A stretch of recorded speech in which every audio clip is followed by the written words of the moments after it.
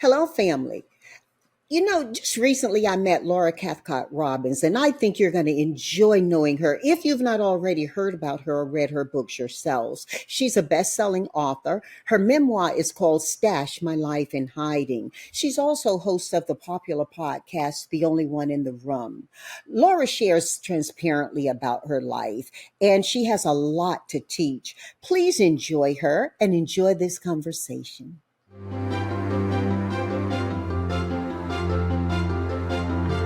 Laura, Hi. it's so exciting to have you here. Welcome to Ask JBH. Thank you so much for having me. I'm so excited about this conversation with you. Oh, I am too. There's so much in your life to share. Let's start by talking about Stash My Life in Hiding. Sure. You've written a powerful memoir about your journey through addiction and divorce. And first, let me tell you, it is beautifully written with Oh. heart-wrenching honesty. How did you decide to share your story, and what's the message you want readers to receive? I decided to write Stash after kind of a long journey in sobriety.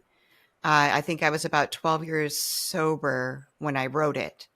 And the reason was sorry, sorry about that.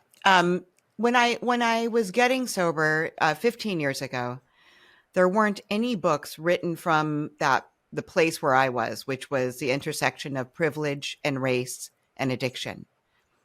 And I was really dismayed by that. And when I say race, I mean any race other than white. If there were no books written by Asian women, no books written by Latino women, there was just everything that I found was written by white women that was written from that place of privilege regarding addiction and relationships. And that was in 2008 when I was getting sober and I was looking for books like that. And then fast forward to 2020,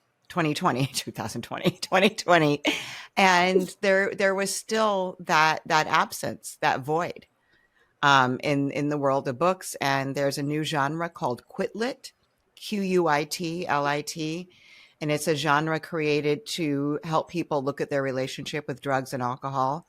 And it is entirely devoid of voices of color. So this was one of the reasons I decided to write my story, because it comes from that intersection.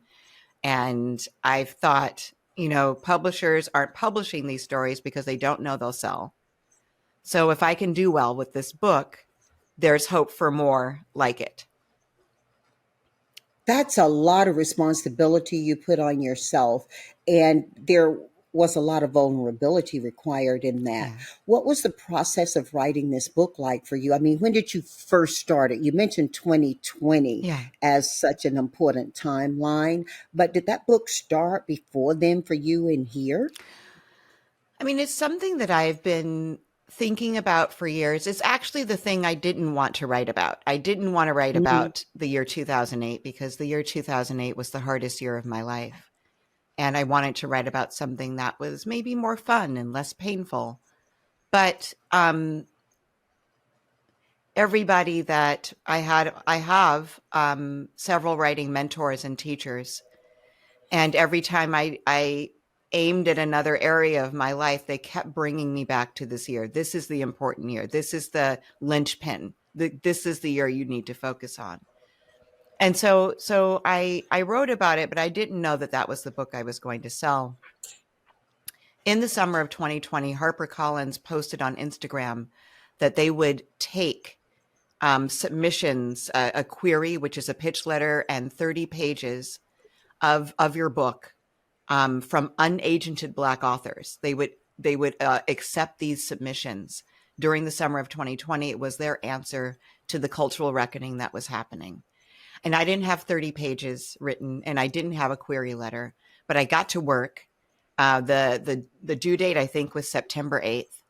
And so I found the post in June, and I wrote and I sent it to my writers group, and I got notes and suggestions, and I finally submitted it, I think on September 7th, like right at the deadline. Mm. And I got an automatic response, as you do when you submit, that said, "Thank you for your fiction submission. No other genres will be considered." And my heart sunk because mine was memoir. It's autobiographical. It's my true story.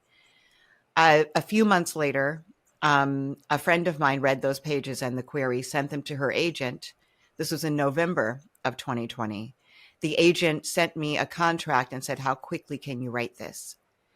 And so then for me, the clock started. I wrote it in 6 months after that. I turned in the finished manuscript in April of 2021. So it didn't take me very long to write, but it was always a part of the story that I had either avoided or shamefully thought about, guiltily thought about, but didn't think I was going to write about. And that's so important because when you think about 2020, a lot of people were discovering themselves differently during that time. Yes. We want to forget about COVID, but it's here to stay. During that time, we didn't really clearly have an idea about what it was or where we were with it. Yeah. And a lot of people were dealing with their own self-discovery. Your writing often explores the themes of identity and self-discovery. Yes. How was that process for you? I'm talking about the process of self-discovery. And how was your journey influenced, and how did it move the stories that you share along for us? Well, I think my process of self-discovery really began when I got sober. And I don't mean it just like I put down drugs and booze and all of a sudden I knew who I was. But in the 12-step program that I'm in, there's a lot of self-examination that is required to move through all 12 steps. And there's also a lot of sharing of one story. That's not required, but if for me, the way that I entered the program, which was like I just did everything that people told me to do, all the stuff I didn't want to do, I just did it because I was really desperate, mainly desperate to stay in my children's lives. That was my fear, was that if I didn't get sober, I wouldn't be able to be in their lives. So, kind of, it felt very urgent for me at the time to do whatever. And part of that included telling my story, which was, like I said, very shameful for me at that time. To be an addict, an alcoholic, and be a mom was Mhm. exactly the thing I didn't want to be. It was the people that I had judged before addiction came into my life, and not judged like as a hobby, but I'd always thought, oh, if they only loved their selves more, their children more, they wouldn't be in this position. And then here I Mhm. was in that position. Um, so I was really like, I was willing to do whatever it took. Um, and because of that process, I ended up telling my story a lot. I speak at meetings a lot. I'm also the only one in the room a lot. There aren't very many Mhm. Black women or Black people, period, in the meetings that are close to my house. Within a 5-mile radius, I'm almost always the only one in the room. And sometimes there's two, which is a party, but most of the time it's just me. So there was this, I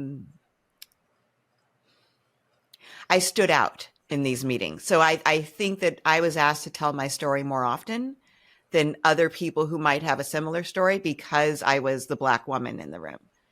And I won't say it was fetishizing. I don't think it was that, but it was different. And I think people sought that different perspective. So the process of healing and self-discovery began for me, August 14th, 2008, when I got sober, and continued on writing about it. In the year 2020, I was able to do that because it didn't re-traumatize me. Had I started to write this in the year 2010 or 2011, I might not have done enough work so that I wasn't re-traumatized writing about it. But I had enough distance and, like I said, self-examination to be completely vulnerable and real and honest about what my journey looked like.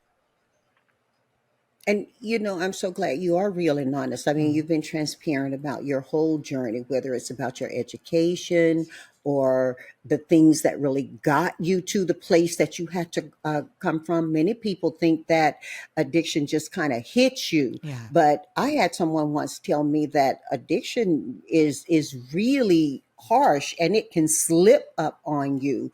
Um, I'm I'm really interested to learn from you the strategies that you use to overcome those challenges and maintain resilience throughout Mm. your journey. Because, again, as we said earlier, Laura, there are a lot of people who started to first face their challenges and to start to do this self progression during COVID. Yeah. But this is something that's been with us forever as humans. How do you maintain resilience and what are the strategies you're using?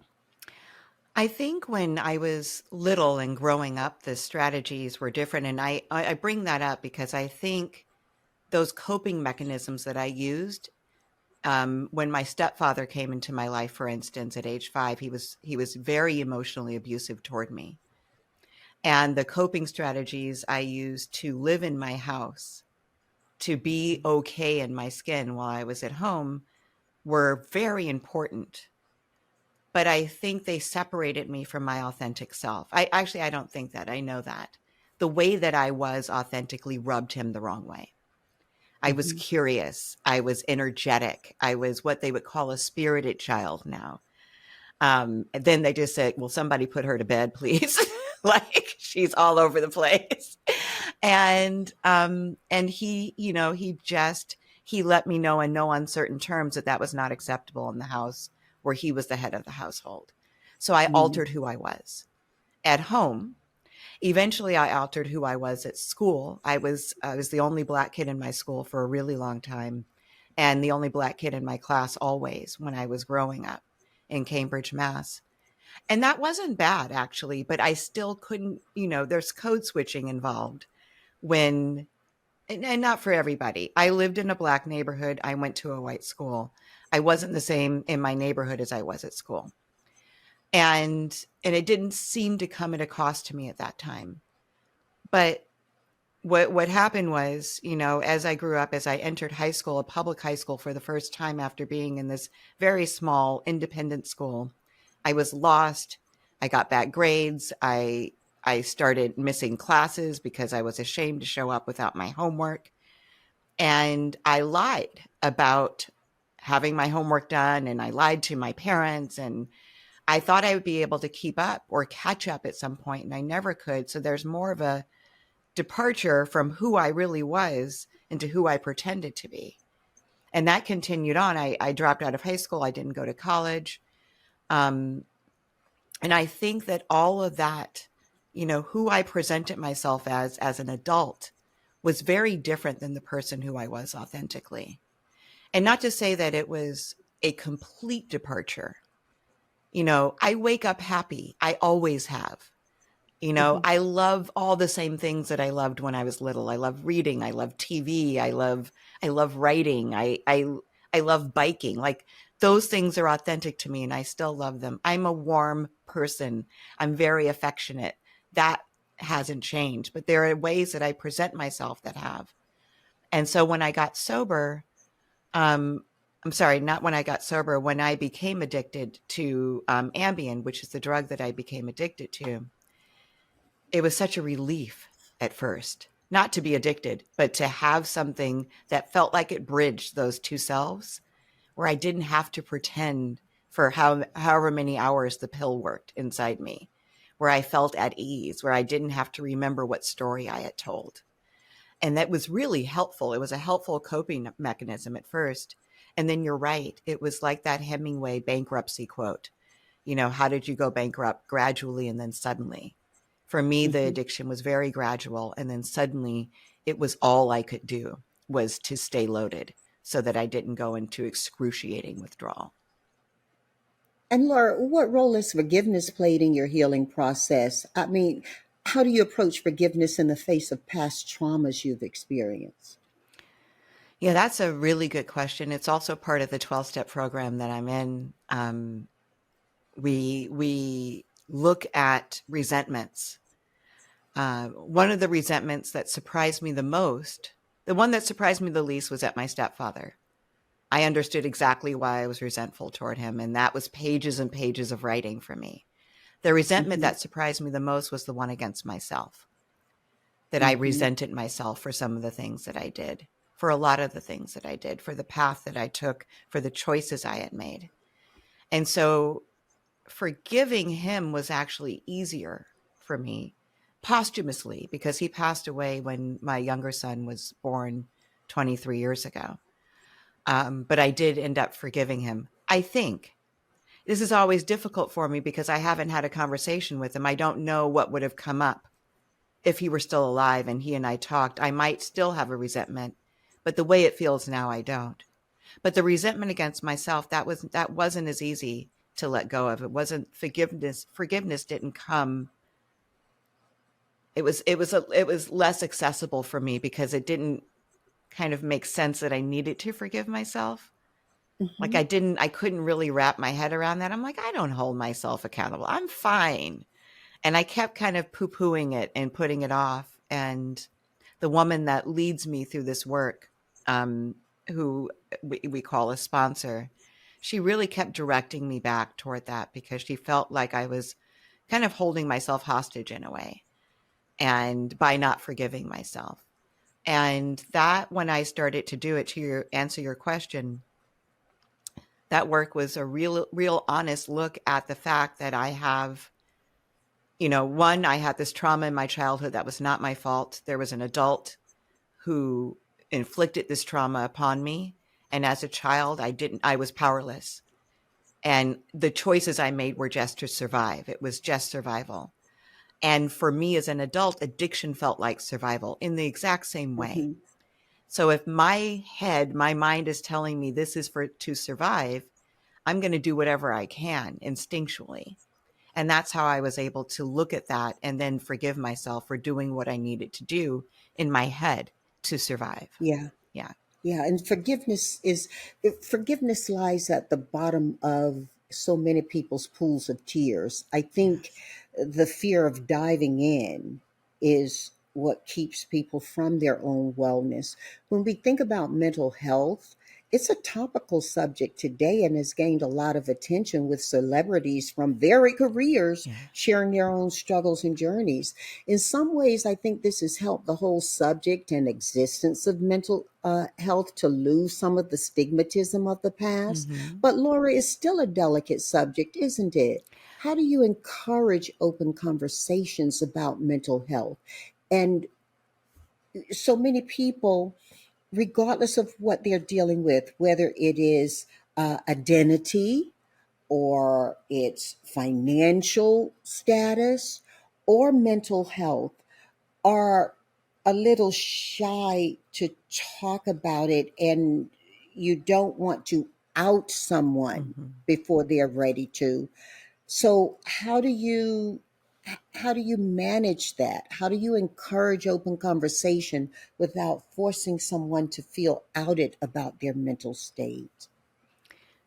Yeah, I mean, I just talk about my own experience with it, and sometimes that opens the door and people feel safe to share their own experiences. I'm very careful or very mindful of projecting my experience on other people. I Right. will see symptoms that look to me like the symptoms that I experienced when I was dealing in my That's own what I'm crises. asking you. Yeah. And Hmm. it's it's difficult not to jump in and say, "Hey, I know what that is. You're having a breakdown of some sorts, or you're Hmm. not addressing your depression, or you're not looking at your anxiety through the lens of something that you don't have to fix necessarily with just medication. There are other ways to do this." And so I don't do that. I don't jump in and tell people, but I back to privilege for me. When talking about mental health issues, I'm always very aware of the vantage point from in which I sit, because um, I have access to medical care. I've always had access to medical care. Hmm. There was a period we were pretty poor when I was little, but I still did. Somehow, I'm sure that something was sacrificed so that I could be at the doctor that they wanted to go take me to. But And I have language around it. I've been educated about it. At this point in my life, I'm not ashamed of it. And that when I first started looking at this, I was very ashamed of admitting anything that could be seen as a defect. You know, I wrote an article about this not too long ago about feeling like I had postpartum anxiety after my Right. second son was born, not Mhm. having the language, just because I wasn't depressed. I wasn't That was listless. so important Yes. that Yeah. you wrote that. That was so Oh, important. thank Thank you you. for that. Thank you. But it was, nothing in society told me that I should come forward with this. Everything said, just wait and you'll get over it. Don't say anything yet, because other moms are not having this problem. That's the way it looked to me. Eh, Or are you a good Or mom if you're having yes, this problem? yes, thank you. Mhm. Which is a Mhm. really big deal, right? Because Mhm. I mean, gosh, everyone gets judged, but I think moms most of all get judged for how they parent and how they look while they're parenting too. And how they come up in so many sessions when people are dealing with their own mental health and their issues. Moms are big plays in that. That part Uh, right there. Yes. Yes. yeah. So, yeah. Hey, hey, Laura, let's go a little bit deeper Mm. into this though, because the concept of being alone in a room full of people resonates with a lot of people. And you speak, I think, proudly and loudly to this in a good way. How do you think people can turn this feeling of isolation into a source of strength and connection for themselves? Oh boy. Big one, Yeah, right? it's a really big one. The thing is, so I'll just put myself in the dominant culture for a minute. Um like at my kids' school, when they were in grade school, I was on a committee that looked at diversity, inclusion, and equity at the school. And the reason I joined that committee is because I wanted more Black kids in the school, honestly. Like that was the Hmm. bottom line. And I wanted to ensure that my children had Black classmates. But what had ended up happening, and I'm actually still on this committee, my kids are grown, but looking at all these different inequities, right? So the way I would sit there and listen would have to be at times as a person of the dominant culture, the person that could afford tuition, that could afford whatever lunch price was being offered for our kids' school lunches. I didn't have to, that wasn't a struggle for me. So I became a member of the dominant culture. If a Hmm. person could not afford the school lunch, a parent could not afford the school lunch, it's not up to them to come in and say, this is too much money. It's up to me as a member of the dominant culture to spot that and to raise the consciousness of the people around us in the dominant culture. Same thing for being Black. If I am the only Black person in the room, it's not up to me to call out that difference and affect that change. It is up to the people of the dominant culture. And Well, so, the only yeah, one yeah, go ahead. because you're probably going to speak to this, but I want to make sure we're dynamic on it. The only one in the room has truly created a platform for marginalized voices. Yes. How do you see this platform evolving to further amplify these voices and then drive the positive change that you are a beautiful advocate for? Thank you. Thank you for that. Yeah. So our podcast is called The Only One in the Room. It's based on an experience I had where I went to a writer's retreat. I was the only Black person out of 600 people. And Janice, I was looking in the kitchen. I was looking at the housekeepers. Like I was searching for another Black person for 3 days. And I was the only one there. So this podcast came about after I wrote an article about that went viral. It was actually my first article that was published, and it went viral. And the responses I got weren't just from Black people, but they were from people of all ethnicities, all walks of life, all ages, disabilities, abilities, who at one time or another had felt alone in a room full of people. They identified, Hmm. and it blew my mind. that there were these people who connected with my story of being the only Black woman who weren't Black, who had, were of the dominant culture race wise, but connected because they understood the feelings. So those are the Mm-hmm. stories we decided to share Mm-hmm. on our Mm-hmm. podcast. Anyone who's ever felt alone in a room full of people has a story to share on The Only One in the Room. And the hope is that when somebody, if they're white and blonde and 30s and middle class or well off, they can now connect with, by hearing a story told by someone from their same circumstances who looks like them, they can hear this person talk about their journey with infertility or their journey with, caring for a loved one, or all these things that separate people and isolate them, like you said, and then have compassion for people like me, Black people who are the only person in the room. They start to look at the world differently because they understand what that only oneness is like. And it is isolating. It does affect mental health. It is, unless one can what's the word I want to, like, not transform, but to use this like I'm doing as a platform, it's just straight isolating, you know? I've built And a it brand around it because I want to keep calling this out. Yeah, and I'm really excited for you. I don't know that it's on your agenda. I'm really excited for you to bring into your room, your podcast, those who can speak, especially African Americans, but anyone, blacks, anyone. In this instance, I'm giving you the thought that I've been the only one in the room sometimes when I'm speaking to a room of people who are aspiring to achieve certain levels of success. And I'm not the only Black person in the room. We may all be Black people in the room, but I'm the only one in the room who's had a journey that I'm sharing with them in a way to help guide them from my successes and my failures. And that requires vulnerability.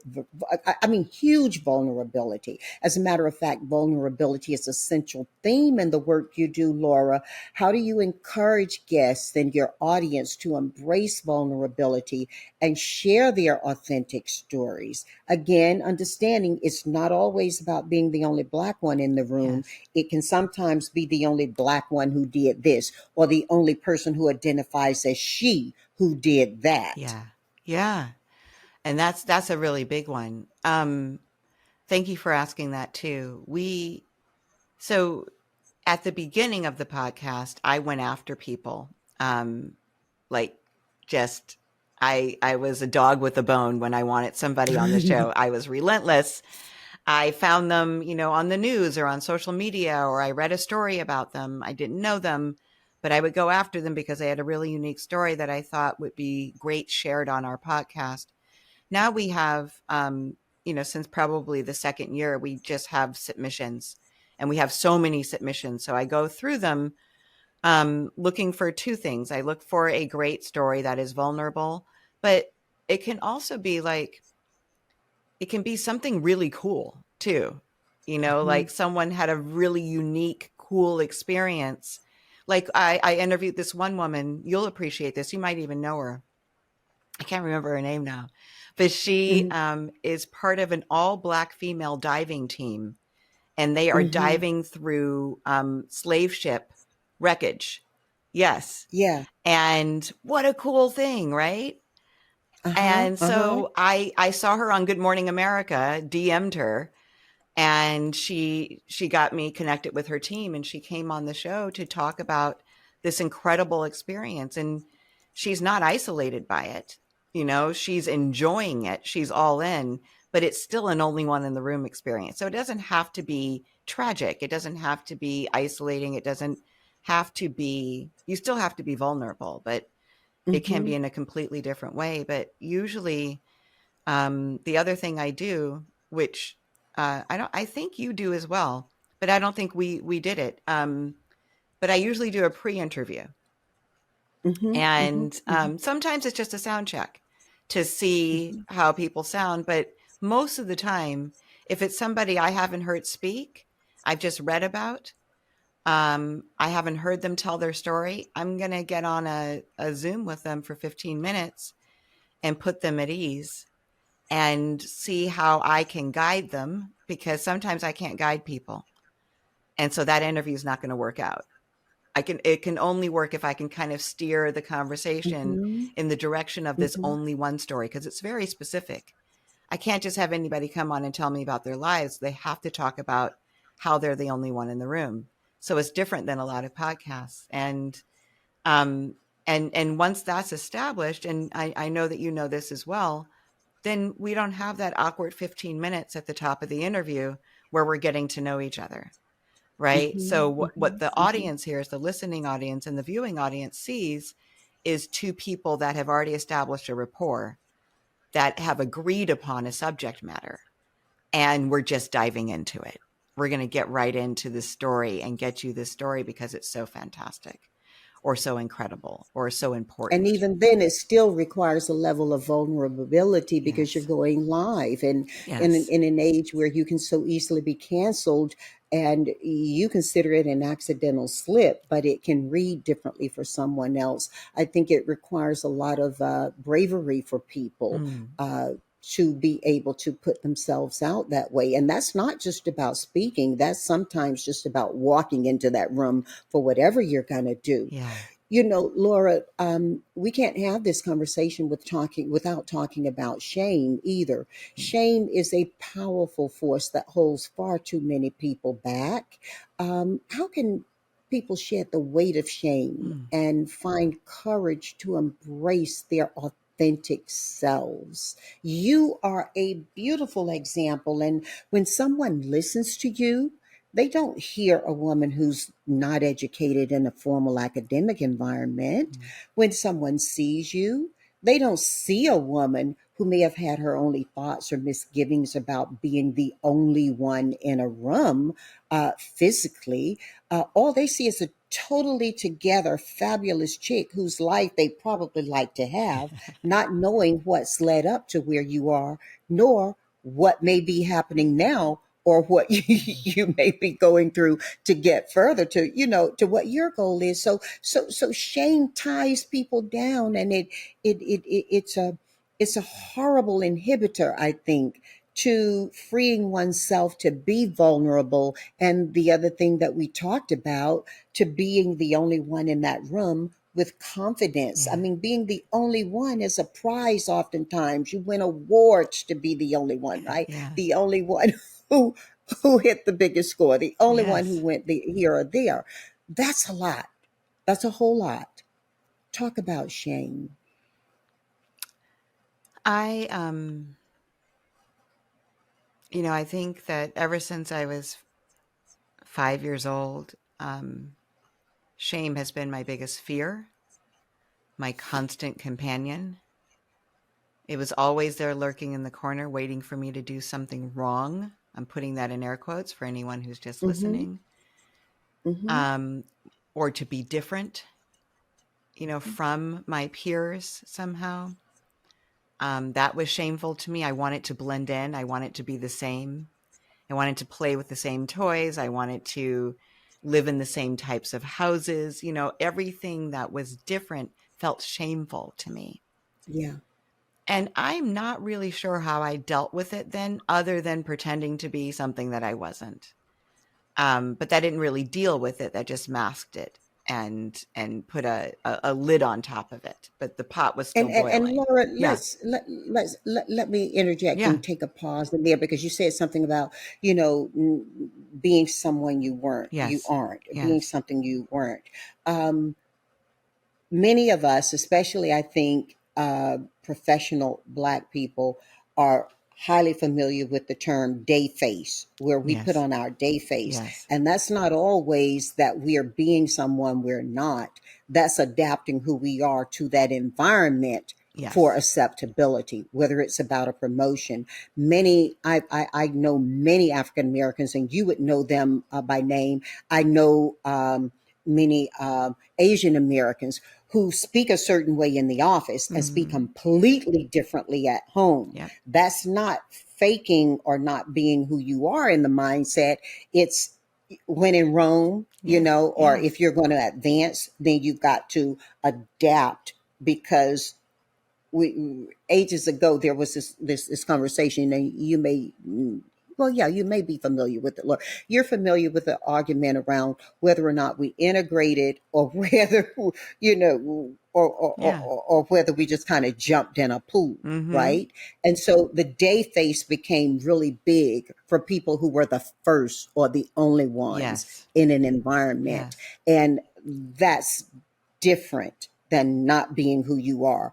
So lean in on that a little Mm-hmm. bit as you walk us through shame, please. Yeah, you're absolutely right. And that goes back to who I was in my neighborhood, which was a Black middle class neighborhood. I thought all Black neighborhoods were middle class until I left Cambridge and saw some other ones, and I was like, wow. But living in that neighborhood and then going to the white school, I absolutely code switched. I just wasn't exactly the same. I think the shame piece is, and this is what I was getting while you were talking, is I wasn't willing to show my white friends the Black side of me, and I wasn't willing to show my Black friends the white side of me. Right, And that was the right. shame separation. If I had just been open, like, I'm going to talk like this here, I mean, not, I don't have to announce it, but just like if my white friends had caught me talking Black, right? Hmm. And not been ashamed of that. I don't remember if that ever happened, but I know that I really wanted to keep the two separate. Hmm. That this was not acceptable here, this was not acceptable there. Certainly I got accused of talking white in my Black neighborhood, and that felt shameful to me. I didn't want to be accused of talking white. I wasn't trying to be white. I was just talking like I did at school. And, and then, to be accused of talking Black, I'm sure that came up a little bit later for me is when I remember it. But the, the, the being a different place, a different way in different environments is normal. It's average to the population, regardless of color. But Right. being ashamed of that was my thing. This was the layer that was added to mine, which, it's 1,000 would have, could have, should have's. But had I Hmm. learned that lesson younger, it wouldn't have evolved, I think, the way that it did. So that every time, I was different regarding being the only one in the room, for sure, but just having a different experience in the same room. My education was a really big deal. I came to Los Angeles in 1988 and wanted to direct commercials. That's why I moved here. Um, Worked for a commercial director, found out that there weren't any female commercial directors, let alone Black ones. There was one. Her name was Paula Walker. I don't know if she's still directing. But I remember that because, back then I researched the way that one can research, which was at the Shout out to library. Miss Paula. Shout out to Miss Paula. But yeah, so I moved here to do that, lied about my education to get that job, started writing press releases for my friend Donna Atkins. She's Sinbad's sister, and she was Hmm. doing his publicity. And so I started helping her with her press releases because I can write. I've just always been able to write. And that led me to a job as an associate at a PR firm, lied to get that job. And I would rationalize it and justify it and minimize the lying, because I figured I'm qualified. It's just a piece of paper. They're looking for a Hmm. degree, which I don't have. It's so much more than that. But this is how I justified it to myself. And I would have left town if anybody found out. I'm serious. Not only would I have left the job, but I would have had to go somewhere else entirely, because that was an incredibly deep source of shame. I didn't come out about my lack of education until I got sober at age 43. So 44, 43. Well, thank God no one ever found out before you were ready to come out, because Yeah, the people world got would have close. missed a lot. People got close. Yeah, we So would many have missed so no, go much. ahead. I said we would have missed so much, so Yes. much. Thank you. Thank you for saying that. That's so true. My journey Mm, would have been different. yeah, talking about your journey and looking ahead, what are your aspirations for the only one in the room, and your broader advocacy for authenticity and inclusivity? Well, if we're being honest, and I think We we are, are. I'm tired of advocating. I Hmm. feel like I've been doing it. Like I remember when my son was in kindergarten, or maybe it was preschool, and a woman who was of Chinese descent celebrated Chinese New Year in the classroom for all the kids. And I was like, oh, Black History Month is next month. I wonder who's going to be celebrating Black History Month. And then I realized it had to be me because I was the only Mm. Black parent.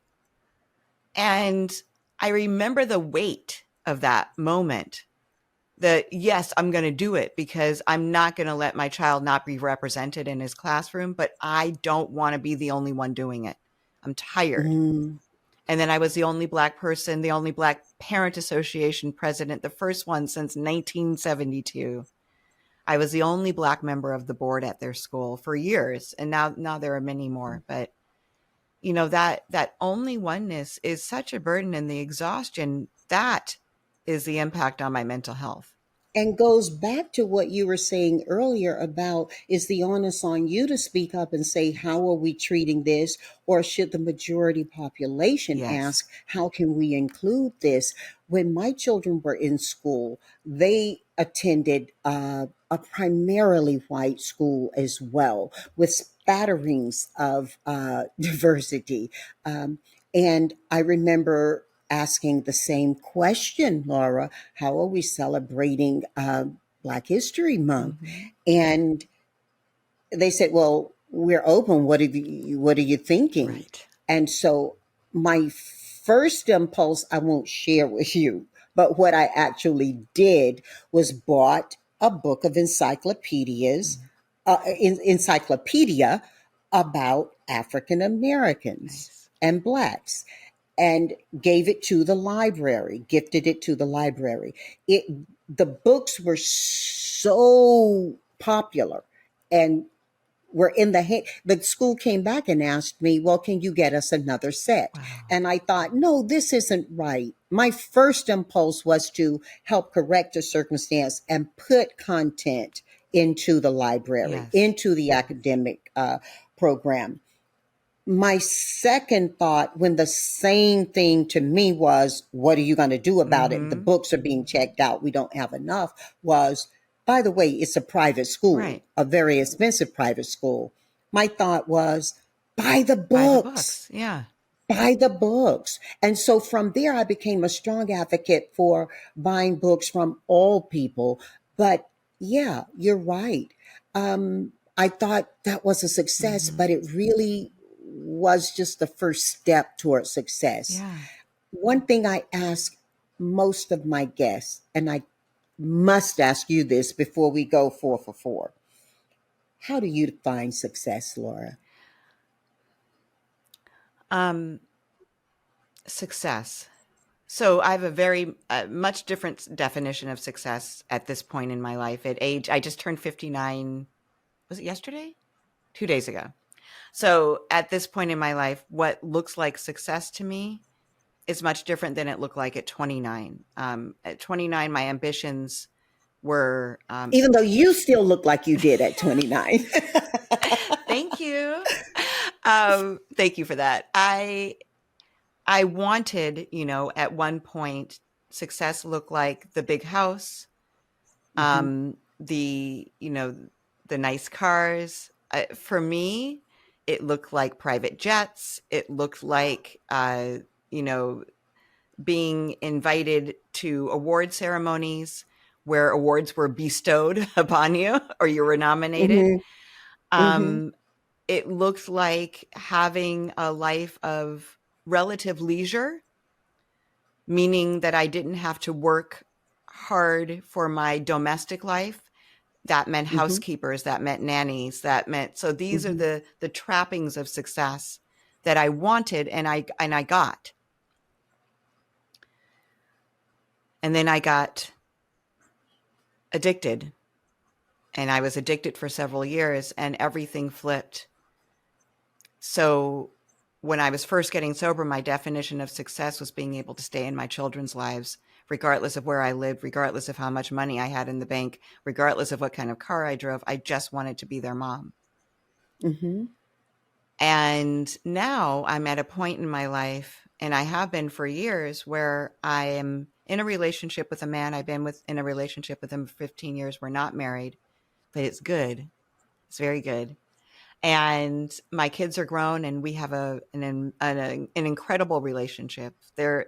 One's here right now, but they're here all the time.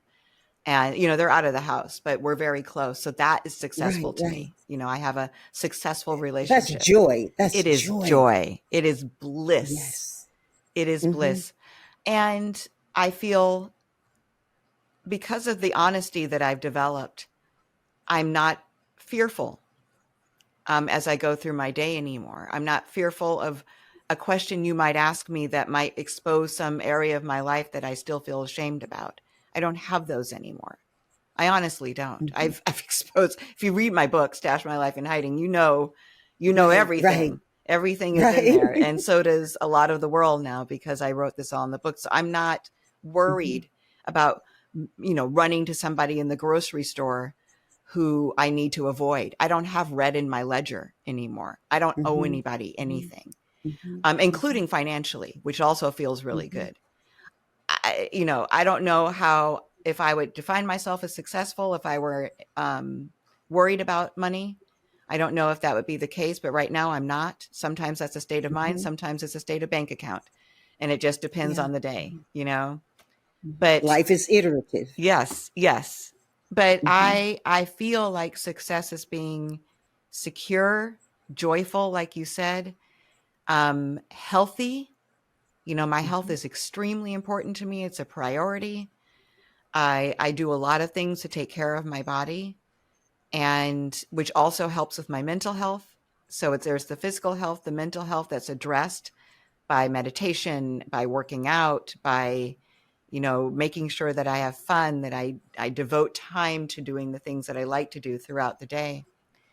Mm-hmm. And, loving and being loved is successful to me. Loving and being well. I Yes. love, love, love that. Hashtag that. Okay. Yes. Hashtag that. Uh, let's go 4 for 4. Okay. Okay. Going to ask you 4 questions. You'll give me 4 answers to each of them. They're your answers, so none of them are wrong. They're all right. Okay. Um, First question. Laura, you're hosting a dinner. Your guests can be any 4 people from any time from history to present. Who's at your table and why? Let's see. My grandmother, Ruth, she was an acclaimed classical pianist who died when I was 8 years old in a car crash at age 46. She adored me. I didn't get to know her. I don't have those memories of her that I'd like. So she would definitely be at the table. Um, Have you ever been hypnotized? Somebody tried. I don't know if I really was. I felt like I was not hypnotized, but How old were you, if you don't mind me I asking you? was 50, 51, maybe. Okay. I might have been All very right. skeptical. I might have been. I Yeah, was very yeah, skeptical. yeah. So I probably blocked Mhm. out some of what would Less allowed me. vulnerable, less Yes. vulnerable to it. Yes. Okay. All right. Okay. But so yeah, my grandmother Ruth. Who else? Who else? Um, maybe Maya Angelou. Just love Hmm. her. I I I found her works, her writing later on in life. It was kind of forced upon me as a little, as a younger person to read. I think I read I Know Why the Caged Bird Sings in high school, but didn't love it then, and have found this love for her works and who she was and how she represented herself in the world. The unapologeticness of it. Oh my Mm-hmm. goodness, that's an aspiration for me. So those are two women. Both Yeah. uh, she and Nina Simone are Mm, 2 women who I came to love, yeah. who had to learn to love, you Yes. know? Yeah. Yeah. Hmm. Exactly. Exactly. Hmm. And I'm trying to think if there's any men that I would want to have. Maybe because they were deeper than I was at the time I Yes. started to meet I their think more work. evolved than I Yeah. was at the time Hmm. for sure. Hmm. Both of those women, Nina Simone and Maya Hmm. Angelou. And, Hmm. um, I Who love are the other two people at dinner? Who are the other two people? Michelle Obama. Uh-huh. I admire her.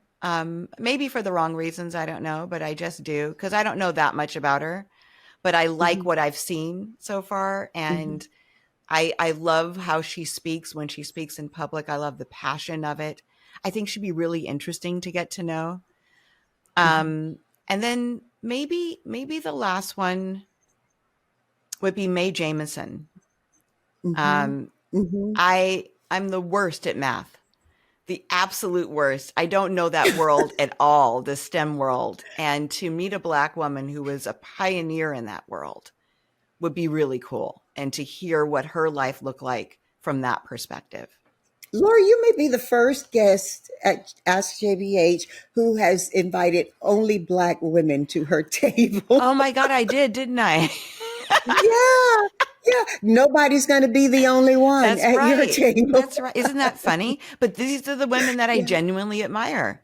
They were the first that yeah, came to yeah. mind. So, And had I asked you this question 20 years ago, yeah, none of them may have been there, no, you maybe know? my grandma, So not even, but right, yeah, right. Just grandma. yeah.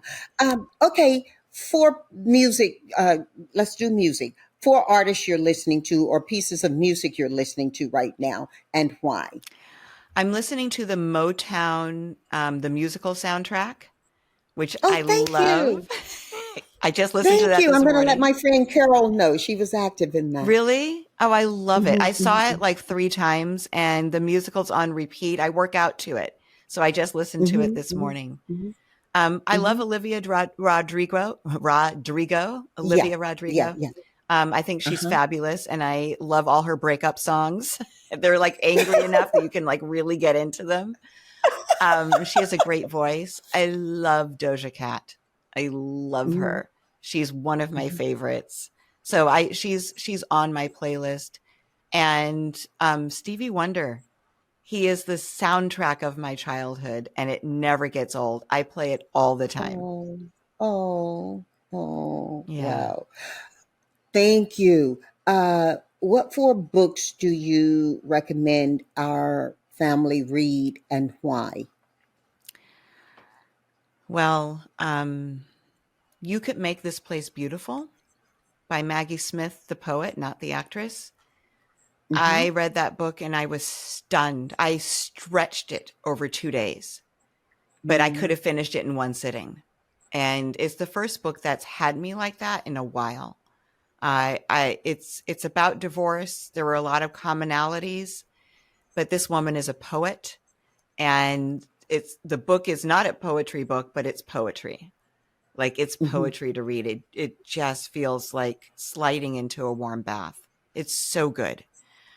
Um, the other, let's see, 3 books: BFF by Christy Tate, which came out February of 2023. It is a book about female friendships in a way that I've never seen. I think it should be required reading for every young woman coming up, like starting middle school, maybe, to see, to read about the dynamics of female friendships and how you can participate without self-harming and to appreciate them in a way that maybe Hmm. you wouldn't without reading this book. So it's called BFF and it's by Christy Tate. I'm looking at my bookshelf now. Big Magic by Elizabeth Gilbert is Hmm. I usually keep it right on my desk. It's not right now, but I flip through it when I need inspiration when I write because I'm a writer. That's basically what I do. I'm also a podcaster, but most of my day is spent writing and I flip through this book and draw inspiration from it. It's called Big Magic and it's about the creative process. And the last one is The Alchemist. And I love that book. I have a long history with it. It's a book that is still, I don't know if you remember this, but like in the 70s, the print in books was so small.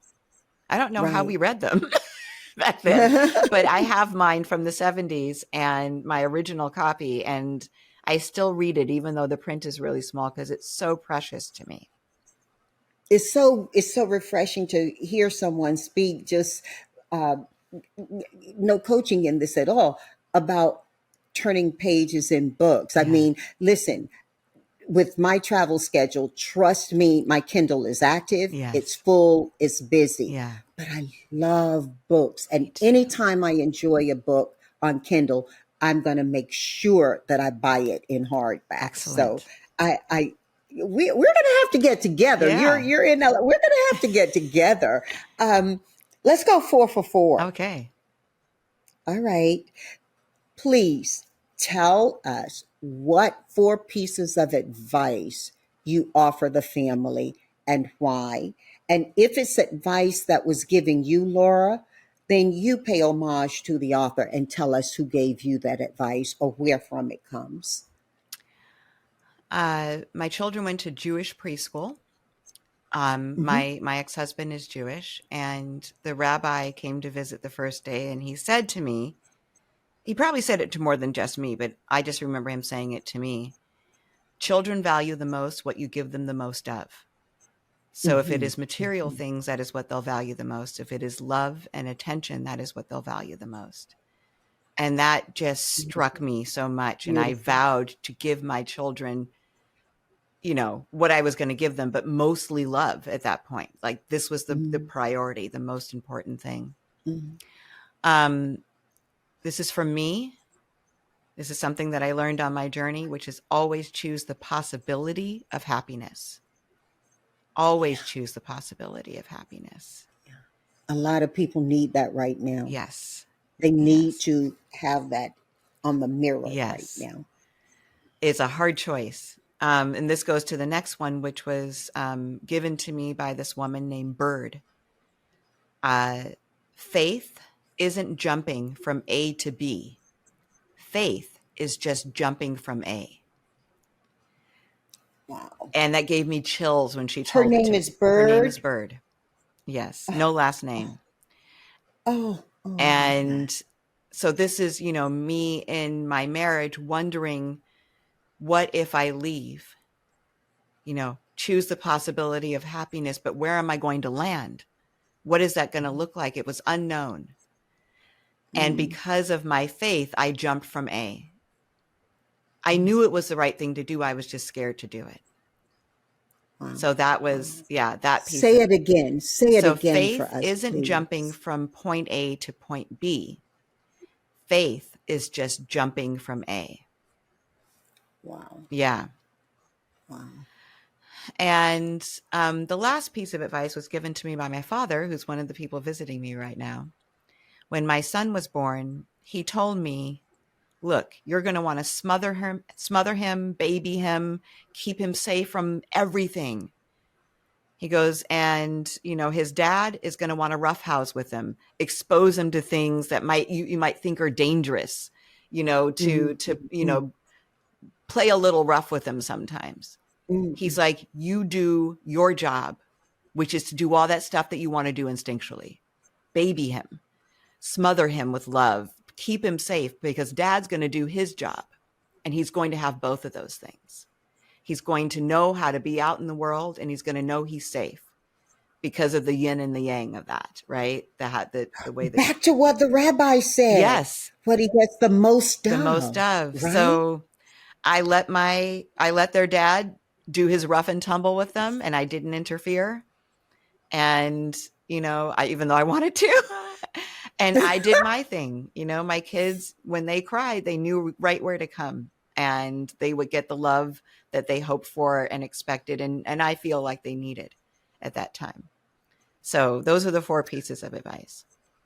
Oh, Laura, this has just been such an incredible conversation and a joy moment in my life. Mm, Thank you for sharing with us, and keep writing. thank you. Keep writing. Thank you. Thank you for having me. This Thank was you. great. From my heart to your home, gratitude.